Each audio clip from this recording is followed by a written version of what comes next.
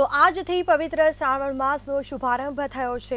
આજે અનેક શિવાલયોમાં ભક્તોની ભારે ભીડ જોવા મળી છે। અમદાવાદમાં ભવ્ય પવિત્ર કાવડ યાત્રા નીકળી 10મી અમરનાથ જળાભિષેક કાવડ પદયાત્રાનો આરંભ થયો છે। 4000થી વધારે કાવડિયાઓ 55 કિલોમીટરની પદયાત્રા કરશે। તો આજથી પવિત્ર શ્રાવણ માસનો શુભારંભ થયો છે। કાવડ યાત્રાનો આજથી આરંભ થયો છે, જેમાં 10મી અમરનાથ જળાભિષેક કાવડ પદયાત્રાનો આરંભ થયો, જેમાં 4000થી વધારે કાવડિયાઓ 55 કિલોમીટરની પદયાત્રા કરશે। આ સાથે અનેક શિવાલયોમાં પણ ભક્તો ઉમટી પડ્યા છે।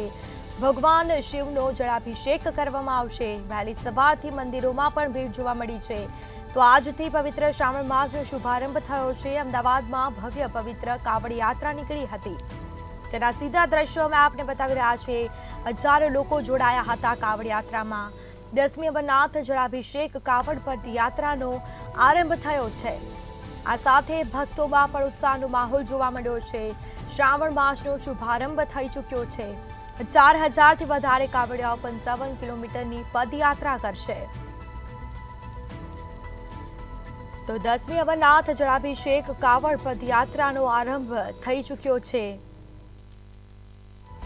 કાવડ યાત્રાનું પણ અનેરું મહત્વ રહેલું છે।